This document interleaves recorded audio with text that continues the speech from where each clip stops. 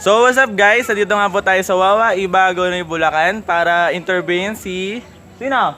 Tita Tess! Yes, si Tita Tess. Para po malaman po natin kung ano nga po pala yung kinaibahan ng BEC sa K-12 curriculum.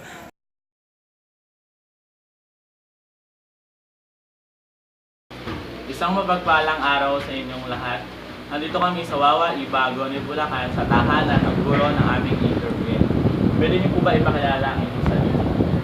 Okay, so isang mapagpalang araw din sa inyo lahat. Welcome kayo sa aming tahanan. So definitely ako si Ginang Marita C. Pablo. Ano naman po yung major subject mo? Okay, definitely bachelor degree ko is Office Administration, major in Computer. And then, nag-take up ako ng education degree. At sa kasalukuyan, major in PLE ang aking subject. And sa LET ko, sa licensure examination ko din, major in TLE ako. So, nung nagtuturo po ba kayo ng BEC, ano po ang posisyon niya? At nung nabago po ang curriculum, ano po yung nagbago po ba? Yung position? Yes, opo. So, before po, under the BEC, ang tinuturo ko ay yung tinatawag na junior high school ngayon. Or before, they are labeled as first year to fourth year high school, major in TLE subjects. And then, sa kasalukuyan, I am teaching senior high school under ABM or the business strand. Narinig na po natin yung background ni Mrs. Marita Scarpio Pablo. So, ma'am, meron po kaming kaunting katanungan lang naman po para po malaman po natin kung ano nga po ba yung naging epekto or advantages ng bagong curriculum po natin. So, ito po yung first question. Nung first day or first week po ng bagong curriculum, ano po yung naging paghahanda nyo or perception nyo po dun sa curriculum na yun? Actually, at first, of course, majority of the Filipino peoples parang hesitant sa bagong curriculum about the K-12 since na sa high school, madadagdagan sila ng another 2 years. But definitely, we teachers, before kami mag-proceed or magturo ng subject under the new curriculum, we undergo a rigid training and seminars. Pinaghandaan namin yan kasi ibang-iba yung curriculum na K-12 sa curriculum ng BEC. So even po talagang pati mga facilitator po natin is talagang maganda rin po. Hindi lang din po yung gobyerno. Yes. Talagang ilang years din kasi yung pinaghandaan under the government before yan maging isang batas. So, na-budget yan. Even we in the private sectors, talagang nag-undergo kami muna ng mga training how to implement it, yung mga naging pagbabago, especially sa grading system. As a facilitator, paano ka po nag-adjust sa pagtuturo from old curriculum to K-12 curriculum? Sa tingin niyo po ba, nagbago po yung pagtuturo ninyo as facilitator noong nagbago yung curriculum? Definitely yes. Kasi mga anak, sa old curriculum, parang there is no such term as mastery of the skill.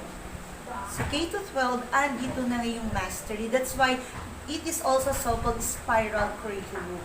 Because you cannot proceed to the next level unless you master yung talagang skill that is needed for a particular subject, especially the TLE subject. Talagang ang pacing niya, although parang mabagal per se, but definitely we cannot jump into another lesson if hindi na master ni ng mga estudyante yung skill na dapat nilang i-master. So, talagang malaking adjustment, grading system, because more on output. Dati more on theory, lesson, discussion. But with this curriculum, talagang may output lagi. Na that will definitely an evident na natuto ang bata. So yun nga po, sabi nyo nga po, para po maging evident na natuto yung bata doon. So, dito po sa next question po namin, sa pagtuturo po, di ba ma'am, hindi naman po mawawala yung mga visual or tsaka po yung mga materials na gagamitin for activity or performance ng mga estudyante. Eh ma'am, nung mas nadagdagan po ba yung mga materials na ginagamit nyo compared to the BEC curriculum po? Actually, kasi we are thankful to the technology nowadays, especially the school wherein I am currently working, because we have the technology needed for us to teach the students. we are now using the technology, internet, PowerPoint based ang aming way of teaching the students. The visual presentation before, like before kasi Manila paper, cartolina, and materials na talagang manual. Now kasi, we are doing it in such a, meron kami projector, we use the internet, and we let the student really watch a live video on how to do a certain lesson or a certain mastery of the skills. Ma'am, matanong ko lang po, di ba po, private po kayo nagtuturo? Yes. So, naging handa rin po ba talaga yung pagbabago ng curriculum na yun sa mga materials po? Kumaga po, naano po kagad nila, nabigay po ba kagad nila yung mga need materials na hindi dapat gastusin ng mga ibang estudyante po? On the private sector, siguro may a little bit of adjustment. But definitely, they really have to comply because they cannot be granted permit na magkaroon ng mga senior high or ma-renew yung kanilang permits to operate as a school if they cannot comply with the requirements. So definitely, that is good on the part of the private. Kaya if you will notice enough, the private sector, they collaborated with the government. How? Kaya maraming mga DepEd completers or yung galing sa mga public school that they transferred sa mga private school. Because in a way, we are much more ready to give them the new curriculum. And then yung talagang the owner of the school or the, let's say, the company, the school itself, they are ready to finance the necessary tools, facilities needed for the new curriculum. Kaya, humingi ng tulong si government sa mga private sectors to accommodate yung mga public sector na mag-enroll sa school namin since masabihin na natin na hindi ganun ka-equip, ka-ready pa ang public school. Sa tingin niyo po, ano po yung kagandahan o approach nito sa ekonomiya natin ng K-12 curriculum? Actually, nakakasabay na tayo sa curriculum based on the other Asian countries. We are no longer left behind. Why? Kasi the neighboring country, they are already implementing the K-12 curriculum. So when our students transfer from here to abroad, there is no adjustment necessary for them to do. Kasi nga, what is our curriculum here is already aligned with their curriculum on that particular Asian or the neighboring country of us. So wala nang adjustment. Unlike before, they really have to meron silang mga parts sa curriculum na hindi aligned. So babalikan yun ng mga student natin coming from the Philippines. But now, I could say na aligned na. So there is no adjustment. And besides, somehow mga anak, malaking tulong yan sa estudyante. Why? Because dito sa K-12, nagkakaroon na ng idea ang mga students on what particular course they really want, yung magiging fitted for them. Na gugustuhin nilang i-continue in their college degree. So, nakatulong talaga to para maging eye-opener sa mga kabataan or sa mga students na gusto ko ba talaga tong course na to. So, definitely, yan yung i-enroll nila sa under ng senior high school program.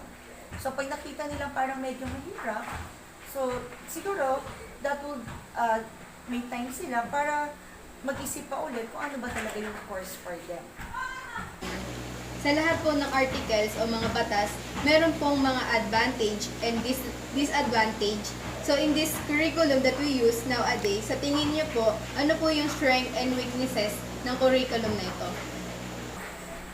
Siguro sa strength, dahil natulungan ng government yung mga kabataan to continue their senior high, nagkaroon ng budget allocation, which is the so-called voucher.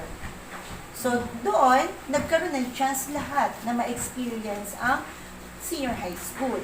And part of it, syempre, as those senior high school, after they graduated from senior high, may chance na rin silang makapag-apply ng work. That is part of the advantage, parang vocational course. Especially if they took up the so-called technical and vocational courses sa senior high school. But of course, ang mga lapses lang siguro ditong batas natin na to, syempre, nagkaroon ng experimental period. Sabihin na natin na hindi rin gano'n naging perfect yung mga curriculum and yung preparedness, especially on the part of the government. Sa mga teachers, hindi naging sapat yung bilang ng ratio ng teachers against sa mga students on the public sector. And siguro din sa mga facilities needed sa building, hindi ganun ka-prepared. So, yun siguro yung naging part of weakness na parang nagkabiglaan ka, so naging batas na. Next naman po, ano po yung magandang epekto nito sa mga student and future educator ng K-12 program? Okay. A good thing about that, as I mentioned earlier, nagkaroon ng chance because of the voucher, lahat ng kabataan. Kasi dito sa atin, batas na they will only accept you for a job if you reach the legal age of 18. And definitely, if you're graduate of senior high school, nasa 18 ka na. So, yung skills na somehow you needed for a job, lalo na kung naging matalino ka, vocational course agad ang kinuha mong skill, ano ka doon, swak ka na doon, magkaroon ka lang ng mga NC2 certificate, ready for abroad ka na. So, that will be part of the advantage. And sa mga young educator naman, syempre, of course, additional opportunities to sa ating educator na magkakaroon na naman tayo ng another parang level na pwede nating turuan ang kabataan. Syempre, pag nagkaroon ng need for a senior high school teacher, sino ba ang ilalagay doon? Of course, we the educators. So, ito na po yung last question, parang connected din naman po siya sa number 6. So, ma'am, ano po yung maipapayo niyo sa aming mga future educator? Kasi po, ano rin po, education po yung kinuha namin. Then, TLE major din po, kumbaga. Okay. So, naging part po kami ng K-12. So, ano po ba may papayo po sa amin? So siguro, a piece of advice, as based on my experience, love your profession. Kasi, hindi lang naman you are doing that because you want to earn for a living. But number one talaga, mahal mo yung ginagawa mo, nag-i-enjoy ka sa ginagawa mo, and nandun talaga yung dedication mo na ma-impart yung knowledge sa mga bata or magiging future student ninyo.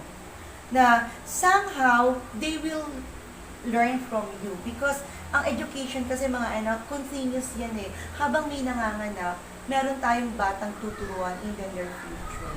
So dito sa larangan ng education, this is continuous learning. We learn from our student as well as, of course, they learn also from us. So, yung So, what's up guys? Yun nga po, natutunan po natin kung ano nga ba yung epekto ng bagong curriculum and nalaman nga po natin kung ano nga ba yung advantages and disadvantages. So, maraming salamat nga po ulit kay Mrs. Marites Carpio Pablo sa pagpapatuloy at willing na pag-interview para interviewin siya. So, maraming salamat guys! Please subscribe!